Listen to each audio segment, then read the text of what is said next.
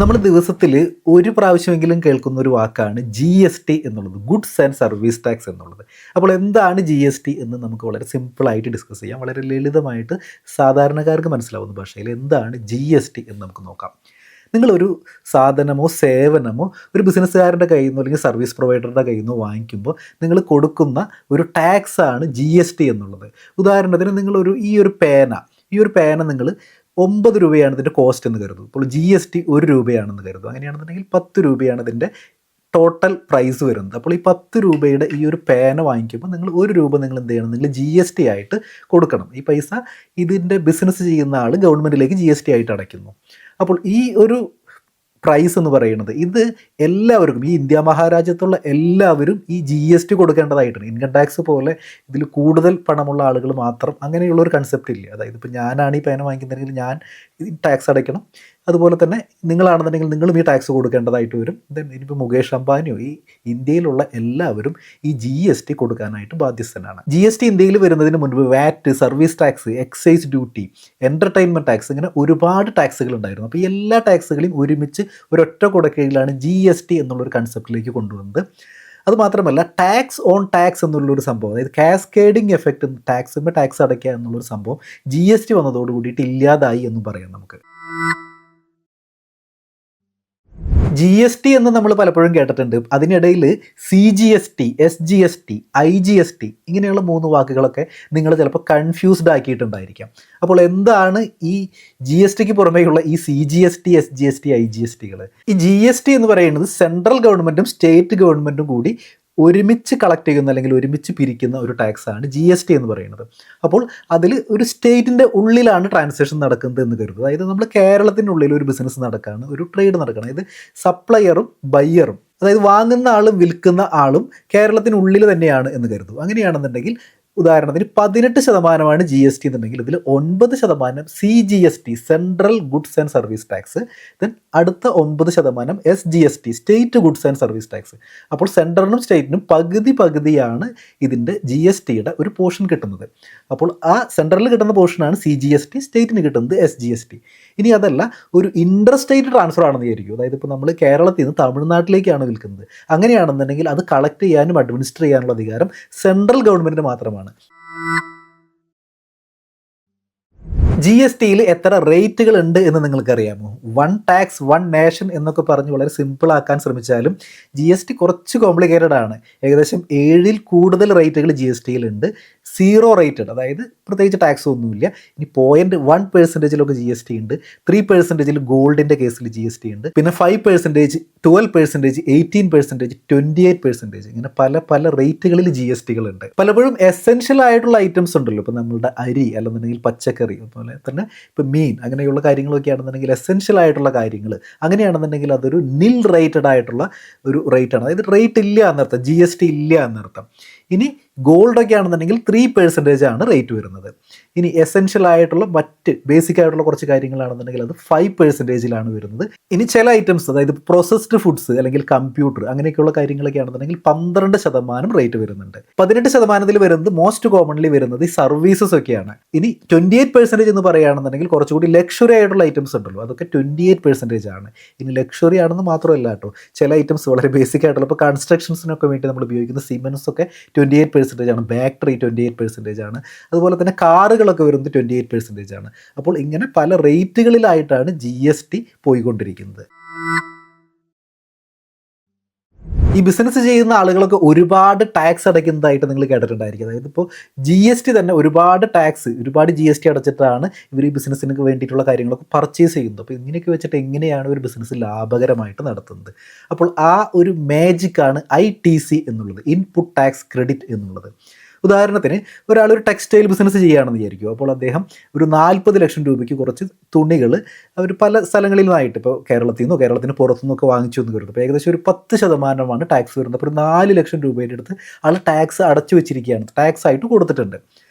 Then ഇദ്ദേഹം ഇത് വിൽക്കുന്നത് 50 ലക്ഷം രൂപയ്ക്കാണ്, അതായത് ഒരു 10 ലക്ഷം രൂപ മാർജിൻ ഇട്ടിട്ടാണ് അദ്ദേഹം വിൽക്കുന്നത് എന്ന് കരുതൂ. അങ്ങനെയാണെന്നുണ്ടെങ്കിൽ അദ്ദേഹം ആഡ് ചെയ്തിട്ടുള്ള വാല്യൂ, അതായത് 10 ലക്ഷം രൂപയുണ്ടല്ലോ, ആ ആഡ് ചെയ്തിട്ടുള്ള വാല്യൂവിൻ്റെ ടാക്സ് മാത്രം ആൾ അടച്ചാൽ മതി. അതായത് കൺസെപ്റ്റ് വരുന്നത് ഇങ്ങനെയാണ്. ഇപ്പോൾ 50 ലക്ഷം രൂപയുടെ 10% ഏവറേജ് ടാക്സ് എന്ന് കരുതും. അങ്ങനെയാണെന്നുണ്ടെങ്കിൽ 5 ലക്ഷം രൂപ ആൾ ടാക്സ് അടയ്ക്കണമല്ലോ. പക്ഷേ ഓൾറെഡി ആൾ 4 ലക്ഷം രൂപ പർച്ചേസ് ചെയ്ത സമയത്ത് അടച്ചിട്ടുണ്ട്. അപ്പോൾ ബാക്കിയുള്ള 1 ലക്ഷം രൂപ മാത്രം എന്ത് ചെയ്താൽ മതി, ആളിനി അടച്ചാൽ മതി. അപ്പോൾ ഈ ഒരു കൺസെപ്റ്റാണ് ഇൻപുട്ട് ടാക്സ് ക്രെഡിറ്റ് എന്നുള്ളത്. ഈ ബിസിനസ് ചെയ്യുന്ന എല്ലാവരുടെയും ഒരു സംശയമാണ് അവർ മാൻഡേറ്ററി ആയിട്ട് GST രജിസ്ട്രേഷൻ എടുക്കേണ്ടതുണ്ടോ എന്നുള്ളത്. ഇപ്പോൾ ബിസിനസ് ചെയ്യുന്ന എല്ലാവരും GST രജിസ്ട്രേഷൻ എടുക്കേണ്ട കാര്യമൊന്നുമില്ല. ചില സാഹചര്യങ്ങളിൽ അവർ മാൻഡേറ്ററി ആയിട്ട് രജിസ്ട്രേഷൻ എടുക്കേണ്ടി വരും. അതല്ലാന്നുണ്ടെങ്കിൽ ചില സീലിംഗ് ലിമിറ്റുകളുണ്ട്. ആ ഒരു ലിമിറ്റ് കഴിയുമ്പോൾ മാത്രം അവർ രജിസ്ട്രേഷൻ എടുത്താൽ മതി. ഉദാഹരണത്തിന് നിങ്ങളൊരു സർവീസാണ് ഡീൽ ചെയ്യുന്നത് കരുതൂ.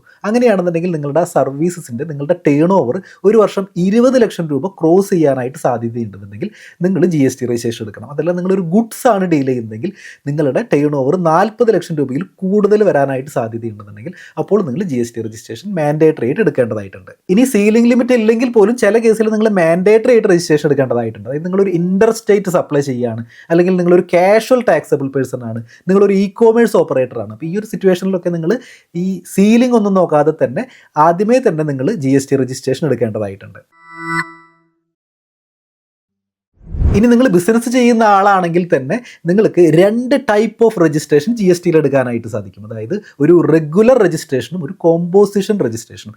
എന്താണ് ഇതിൻ്റെ വ്യത്യാസം എന്ന് പറയുകയാണെന്നുണ്ടെങ്കിൽ, നിങ്ങളുടെ ഒരു കസ്റ്റമേഴ്സ് എന്ന് പറയുന്നത് ബിസിനസ്സുകാരാണ് എന്ന് കരുതും. അതായത് നിങ്ങളൊരു ഹോൾസെയിലർ ആണ് എന്ന് കരുതും. അപ്പോൾ നിങ്ങൾ ആർക്കായിരിക്കും, നിങ്ങൾ റീറ്റെയിലേഴ്സിനായിരിക്കും നിങ്ങൾ സാധനങ്ങൾ അല്ലെങ്കിൽ സേവനങ്ങളൊക്കെ കൊടുക്കുന്നത്. അപ്പോൾ ആ ഒരു സിറ്റുവേഷനിൽ നിങ്ങളൊരു റെഗുലർ രജിസ്ട്രേഷനാണ്, ഇതൊരു B2B ആയിട്ടാണ് നിങ്ങൾ ഡീൽ ചെയ്യുന്നതെങ്കിൽ നിങ്ങളൊരു റെഗുലർ രജിസ്ട്രേഷനാണ് നിങ്ങൾ എടുക്കേണ്ടതായിട്ടുള്ളത്. അതുമാത്രമല്ല, ഇനി നിങ്ങൾ ഗുഡ്സ് ഓർ സർവീസസ് പ്രൊവൈഡ് ചെയ്യുമ്പോൾ അതൊരു അൾട്ടിമേറ്റ് കസ്റ്റമേഴ്സിനാണ് നിങ്ങൾ പ്രൊവൈഡ് ചെയ്യുന്നതെന്ന് കരുതും. അങ്ങനെയാണെന്നുണ്ടെങ്കിൽ ആ സിറ്റുവേഷനിൽ നിങ്ങളൊരു കോമ്പോസിഷൻ രജിസ്ട്രേഷൻ എടുത്താലും മതി. പക്ഷേ നിങ്ങളുടെ ടേൺ ഓവർ 1.5 കോടിയിൽ താഴെ ആയിരിക്കണം. അങ്ങനെയാണെന്നുണ്ടെങ്കിൽ നിങ്ങൾ കോമ്പോസിഷൻ എന്നുള്ളൊരു സ്കീം നിങ്ങൾക്ക് ഓപ്റ്റ് ചെയ്യാം. റെഗുലർ രജിസ്ട്രേഷനാണ് എടുക്കണമെന്നുണ്ടെങ്കിൽ നിങ്ങളുടെ കയ്യിൽ നിന്നും സാധനങ്ങളോ സേവനങ്ങളോ വാങ്ങിക്കുന്ന ആളുകൾക്ക് അതിനൊരു ഇൻപുട്ട് ടാക്സ് ക്രെഡിറ്റിന് എലിജിബിലിറ്റി ഉണ്ട്. എന്നാൽ കോമ്പോസിഷനിൽ സെൽ ചെയ്യുന്ന ആളുകൾക്ക് ആ ഒരു input tax credit hand over ചെയ്യാനായിട്ട് പറ്റില്ല. അവർക്ക് ഒരു ബില്ലിൽ GST കളക്ട് ചെയ്യാനായിട്ട് സാധിക്കില്ല. അപ്പോൾ നിങ്ങൾ ബിസിനസ് ചെയ്യുകയാണ്, നിങ്ങളൊരു രജിസ്ട്രേഷൻ എടുത്തു. അങ്ങനെയാണെന്നുണ്ടെങ്കിൽ നിങ്ങൾ ഇനി എന്ത് ചെയ്യണം, നിങ്ങൾ ഇനി മന്ത്ലി റിട്ടേൺ ഫയൽ ചെയ്യേണ്ടതായിട്ടുണ്ട്. അതുപോലെ തന്നെ GST കളക്ട് ചെയ്ത് നിങ്ങൾ അടയ്ക്കേണ്ടതായിട്ടുണ്ട്. അപ്പോൾ റെഗുലർ രജിസ്ട്രേഷൻ എടുത്തിട്ടുള്ള ആളുകൾ മെയിൻലി 2 ടൈപ്പ് ഓഫ് റിട്ടേണുകളാണ് ചെയ്യേണ്ടതായിട്ടുള്ളത്. ഒന്ന് GSTR 1 എന്നുള്ള, അതായത് ഔട്ട്വാർഡ് സപ്ലൈഡ്, അതായത് നിങ്ങളുടെ സെയിൽസിൻ്റെ അല്ലെങ്കിൽ സർവീസസിൻ്റെ ഒരു റിട്ടേൺ ഫയൽ ചെയ്യണം. ഇത് 10-ാം തീയതി അല്ലെങ്കിൽ 11-ാം തീയതിയാണ് ഇതിൻ്റെ ഡ്യൂ ഡേറ്റ് വരുന്നത്. ഇനി ടാക്സ് അടയ്ക്കുന്ന, അതായത് നിങ്ങളുടെ ഇൻപുട്ട് ടാക്സ് ക്രെഡിറ്റ് ഇത്രയുണ്ട്, നിങ്ങളുടെ ഔട്ട്വാർഡ് ടാക്സ് ലയബിലിറ്റി ഇത്രയുണ്ട്, അപ്പോൾ അത് കഴിച്ച് ബാലൻസ് ഇത്ര രൂപ അടയ്ക്കാനുണ്ട്, അങ്ങനെയുള്ളൊരു ഡിക്ലറേഷൻ കൊടുക്കുന്ന GSTR 3B എന്നുള്ളൊരു റിട്ടേൺ നിങ്ങൾ എല്ലാ മാസവും 20-ാം തീയതി ഫയൽ ചെയ്യേണ്ടതായിട്ടുണ്ട്. ഇനി നിങ്ങൾ ഒരു കോമ്പോസിഷൻ ഡീലറാണ്, ഒരു കോമ്പോസിഷൻ രജിസ്ട്രേഷനാണ് എടുത്തിരിക്കുന്നതെങ്കിൽ നിങ്ങൾ ക്വാർട്ടർലി മാത്രം റിട്ടേൺ ഫയൽ ചെയ്താൽ മതി. ആ ഒരു ഫോമാണ് CMP08 എന്നുള്ളൊരു ഫോമാണ് നിങ്ങൾക്ക് അപ്ലിക്കബിൾ ആയിട്ടുള്ളത്. ഇനി റെഗുലർ രജിസ്ട്രേഷൻ എടുത്ത ആളുകളാണെങ്കിൽ പോലും ഒരു QRMP എന്നുള്ളൊരു സ്കീം ഓപ്റ്റ് ചെയ്യുക. അതായത് ക്വാർട്ടർലി റിട്ടേൺ മന്ത്ലി പേയ്മെൻറ്റ് എന്നുള്ളൊരു ഓപ്ഷൻ ഫയൽ ചെയ്തുകൊണ്ട് അവർക്ക് വേണമെന്നുണ്ടെങ്കിൽ ക്വാർട്ടർലി റിട്ടേൺ സമർപ്പിക്കാവുന്നതാണ്. പക്ഷേ ഈ കേസിൽ മന്ത്ലി തന്നെ നിങ്ങൾ ടാക്സ് അടയ്ക്കേണ്ടതായിട്ടുണ്ട്. GSTയിൽ നമ്മൾ പലപ്പോഴും കേട്ടിട്ടുള്ള മറ്റൊരു വാക്കാണ് ഇ-വേ ബിൽ എന്നുള്ളത്. അതായത് എന്താണ് ഇ-വേ ബിൽ എന്ന് നമുക്ക് നോക്കാം. നിങ്ങളുടെ ഒരു ഗുഡ്സ് നിങ്ങൾ 50,000 രൂപയെക്കാട്ടും കൂടുതൽ വാല്യൂ ഉള്ളൊരു ഗുഡ്സ് നിങ്ങൾ മൂവ് ചെയ്യുകയാണെന്ന് കരുതുക. അതായത് നിങ്ങൾ വേറൊരു സ്ഥലത്തേക്ക് നിങ്ങൾ വിറ്റിട്ട് ഒരാൾ അത് കൊണ്ടുപോവുകയാണ്, വണ്ടിയിൽ കൊണ്ടുപോകുകയാണെന്നുണ്ടെങ്കിൽ 50,000 രൂപയെക്കാട്ടും കൂടുതലുണ്ടെന്നുണ്ടെങ്കിൽ ഇൻവോയ്സ് മാത്രമല്ല ഒരു ഇ-വേ ബില്ല് കൂടി ആ വണ്ടിയിൽ ഉണ്ടായിരിക്കേണ്ടതായിട്ടുണ്ട്. അതല്ലാന്നുണ്ടെങ്കിൽ GSTക്കാർ അത് കണ്ടെത്തി പിടിക്കുകയാണെന്നുണ്ടെങ്കിൽ അതിന് പെനാൽറ്റി നിങ്ങൾ അടയ്ക്കേണ്ടതായിട്ട് വരും. അപ്പോൾ ഇതൊരു മാൻഡേറ്ററി ആയിട്ടുള്ളൊരു കാര്യമാണ്. 50,000 രൂപയെക്കാട്ടും കൂടുതൽ ഒരു മൂവ്മെൻറ്റ് ഓഫ് ഗുഡ്സ് അവിടെ ഉണ്ടെന്നുണ്ടെങ്കിൽ ഇ-വേ ബിൽ എന്ന് പറയുന്നത് മാൻഡേറ്ററി ആണ്. ഇത് ബിസിനസ്സുകാർക്ക് മാത്രമല്ല, ഇത് കോമൺ സിറ്റിസൺസിനും സാധാരണക്കാർക്കും ഇത് അപ്ലിക്കബിൾ ആണ്. ഉദാഹരണത്തിന് നിങ്ങളുടെ വീട്ടിൽ നിന്നൊരു മരത്തിൻ്റെ തടി, ഒരു തേക്കിൻ്റെ തടി, 2 ലക്ഷം രൂപ വാല്യൂ ഉള്ളൊരു തേക്കിൻ്റെ തടി വെട്ടി നിങ്ങൾ വേറൊരു സ്ഥലത്തേക്ക് കൊണ്ടുപോവാണ് എന്ന് കരുതും. അങ്ങനെയാണെങ്കിൽ പോലും അവിടെ ഇ-വേ ബിൽ അപ്ലിക്കബിൾ ആണ്. അപ്പോൾ സാധാരണക്കാർക്കും ഇ-വേ ബില്ല് വളരെ ഈസി ആയിട്ട് എടുക്കാനായിട്ട് പറ്റും. സിറ്റിസൺ പോർട്ടൽ എന്നുള്ളൊരു ഓപ്ഷനിൽ കയറിയിട്ട് നിങ്ങൾക്ക് ഇ-വേ ബില്ല് ഈസി ആയിട്ട് എടുക്കാവുന്നതാണ്. ഇനി നിങ്ങളുടെ ടേൺ ഓവർ 5 കോടിയിൽ കൂടുതലാണെന്നുണ്ടെങ്കിൽ ഈ ഇൻവോയ്സിങ് കൂടി നിങ്ങൾക്ക് അപ്ലിക്കബിൾ ആവും. അപ്പോൾ നിങ്ങൾ ഓരോ ഇൻവോയ്സ് എടുക്കുമ്പോഴും B2B ഇൻവോയ്സ് എടുക്കുമ്പോഴും ഒരു ഇൻവോയ്സ് കൂടി ജനറേറ്റ് ചെയ്യാനായിട്ട് ശ്രദ്ധിക്കേണ്ടതായിട്ടുണ്ട്. അപ്പോൾ നിങ്ങൾ ജി എസ് ടി രജിസ്ട്രേഷൻ എടുത്തു കഴിഞ്ഞു, അത് റെഗുലർ ആയിക്കൊള്ളട്ടെ കോമ്പോസിഷൻ ആയിക്കൊള്ളട്ടെ, അപ്പോൾ നിങ്ങൾ G S T return file ചെയ്യേണ്ടതായിട്ടുണ്ട്. അപ്പോൾ ജി എസ് ടിയുമായി ബന്ധപ്പെട്ട് ജി എസ് ടി റിട്ടേൺ ഫയലിംഗുമായി ബന്ധപ്പെട്ട് വളരെ കോമൺലി സംഭവിക്കുന്ന ചില മിസ്റ്റേക്കുകളാണ് നമ്മൾ ഇനി ഡിസ്കസ് ചെയ്യുന്നത്. പലപ്പോഴും നിങ്ങളൊരു ജി എസ് ടി രജിസ്ട്രേഷൻ എടുത്തിട്ടുണ്ടെന്നുണ്ടെങ്കിൽ എപ്പോഴും നിങ്ങളുടെ ജി എസ് ടി നമ്പർ കൊടുക്കാനായിട്ട് ശ്രദ്ധിക്കുക. അതായത് ഇപ്പോൾ നിങ്ങൾ എന്ത് പർച്ചേസ് നടത്തുമ്പോഴും ജി എസ് ടി നമ്പർ കൊടുക്കാനായിട്ട് ശ്രദ്ധിക്കുക. അപ്പോൾ ജി എസ് ടി നമ്പറിൻ്റെ ബേസിൽ നിങ്ങൾക്കൊരു ഇൻപുട്ട് ടാക്സ് ക്രെഡിറ്റ് ചെയ്യാനായിട്ട് ക്ലെയിം ചെയ്യാനായിട്ട് സാധിക്കും. ഇനി മറ്റൊരു കാര്യമുള്ളത്, നിങ്ങളുടെ റിട്ടേൺ ഫയലിംഗുമായി ബന്ധപ്പെട്ട് GSTR-1 അല്ലെങ്കിൽ GSTR-3B ഫയലിംഗ് എന്ന 2 തരത്തിലുള്ള റിട്ടേൺ ഉണ്ടെന്ന് പറഞ്ഞിരുന്നല്ലോ. അപ്പോൾ അതിലൊരു മിസ്മാച്ച് വരാതെ നോക്കാനായിട്ട് നിങ്ങൾ പ്രത്യേകം ശ്രദ്ധിക്കുക. അതായത് നിങ്ങൾ ആദ്യം നിങ്ങളുടെ സെയിൽ ഇത്രയാണെന്ന് ഡിക്ലെയർ ചെയ്തിട്ടുണ്ടാവും. ഇനി അടുത്ത പ്രാവശ്യം നിങ്ങൾ GSTR-3B ഫയൽ ചെയ്യുമ്പോഴും ഈ സെയിൽ ബാക്കി കാര്യങ്ങളെല്ലാം മാച്ച് ചെയ്ത് പോകുന്നുണ്ട്. അപ്പോൾ അത് തെറ്റിക്കാതെ റിട്ടേൺ ഫയൽ ചെയ്യാനായിട്ട് പ്രത്യേകം ശ്രദ്ധിക്കുക. അതുമാത്രമല്ല നിങ്ങളുടെ GSTയുടെ ഇൻപുട്ട് ടാക്സ് ക്രെഡിറ്റ് കൃത്യസമയത്ത് നിങ്ങൾ ക്ലെയിം ചെയ്യുന്നുണ്ട് എന്നൊന്ന് ഉറപ്പുവരുത്തുക. നേരത്തെ പറഞ്ഞതുപോലെ നിങ്ങളുടെ ഇ-വേ ബില്ല് നിങ്ങൾക്ക് അപ്ലിക്കബിൾ ആണെന്നുണ്ടെങ്കിൽ അല്ലെങ്കിൽ ഈ ഇൻവോയ്സിംഗ് ഒക്കെ അപ്ലിക്കബിൾ ആണെന്നുണ്ടെങ്കിൽ അത് കൃത്യമായിട്ട് കംപ്ലൈ ചെയ്യുക. അല്ലെന്നുണ്ടെങ്കിൽ ഹെവി പെനാൽറ്റികൾ നിങ്ങൾക്ക് വരാനായിട്ട് സാധ്യതയുണ്ട്. നമ്മുടെ GST സീരീസിൻ്റെ കൺക്ലൂഷനായിട്ട് നമ്മൾ ഡിസ്കസ് ചെയ്യുന്നത് GST വന്നതിന് ശേഷമുള്ള മാറ്റങ്ങളെക്കുറിച്ചാണ്. 2017 ജൂലൈയിൽ കൊണ്ടുവന്ന GST എങ്ങനെയാണ് ഇന്ത്യയിൽ വിപ്ലവകരമായിട്ടൊരു മാറ്റം കൊണ്ടുവന്നത് എന്ന് നമുക്കൊന്ന് നോക്കാം.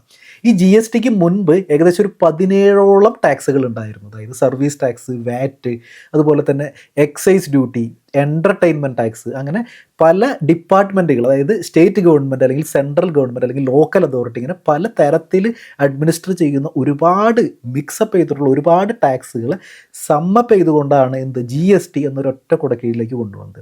അപ്പോൾ ഇതൊരു വലിയൊരു വിപ്ലവകരമായിട്ടുള്ളൊരു മാറ്റമാണ് ടാക്സേഷനിൽ ഇന്ത്യയിൽ കൊണ്ടുവന്നിട്ടുള്ളത്. അതിൻ്റെ ഫലമായിട്ട് ഒരൊറ്റ സ്ഥലത്ത് തന്നെ ഒരൊറ്റ സിംഗിൾ പോയിന്റിൽ തന്നെ കാര്യങ്ങൾ അറിയാനായിട്ടും അത് ക്രോഡീകരിക്കാനായിട്ടും ഗവൺമെൻറ്റിന് കഴിഞ്ഞു എന്നുള്ളതാണ് ഇതിൽ വലിയ ഒരു കാര്യം എന്ന് പറയുന്നത്. അതുമാത്രമല്ല ടാക്സ് ഓൺ ടാക്സ്, അതായത് ഒരു cascading effect on tax GST വന്നതിന് ശേഷം കംപ്ലീറ്റ്ലി ഒഴിവായി എന്ന് തന്നെ പറയാം. മുൻപ് നിങ്ങൾ ടാക്സ് അടച്ച എമൗണ്ടുമ്പോൾ തന്നെ പലപ്പോഴും ടാക്സ് അടയ്ക്കേണ്ടതായിട്ട് വരാറായിട്ടുണ്ട്. അതായത് എക്സൈസ് ഡ്യൂട്ടിയും ചിലപ്പോൾ നിങ്ങൾ വാറ്റ് അടയ്ക്കേണ്ടതായിട്ട് വരാം. അതുപോലെ ഒരു ടാക്സ് ബർഡൻ കൂടുതലായിരുന്നപ്പോൾ വില കുറയ്ക്കാനായിട്ട് പലപ്പോഴും സാധനങ്ങളുടെയും സേവനങ്ങളുടെയും വില കുറയ്ക്കാനായിട്ടും GST യൂസ്ഫുൾ ആയിട്ടുണ്ട്. GSTയുമായി ബന്ധപ്പെട്ട് ഇൻകം ടാക്സുമായി ബന്ധപ്പെട്ട് മലയാളത്തിൽ ഏറ്റവും കൂടുതൽ വീഡിയോസ് ഉള്ളത് നമ്മുടെ ചാനലിലാണ്. ഈ വീഡിയോയുമായി ബന്ധപ്പെട്ട് നിങ്ങൾക്ക് എന്തെങ്കിലും അഭിപ്രായങ്ങളോ സംശയങ്ങളോ ഉണ്ടെന്നുണ്ടെങ്കിൽ തീർച്ചയായിട്ടും കമൻറ്റ് ബോക്സിൽ രേഖപ്പെടുത്തുക. ചാനലിൻ്റെ വാട്സപ്പ് നമ്പർ ഡിസ്ക്രിപ്ഷനിൽ കൊടുത്തിട്ടുണ്ട്, നിങ്ങൾക്ക് അതിലേക്ക് മെസ്സേജ് അയക്കാം. വീഡിയോ യൂസ്ഫുൾ ആയി എന്ന് കരുതുന്നു. മറ്റൊരു വീഡിയോ ആയിട്ട് വീണ്ടും കാണാം. Thanks for watching.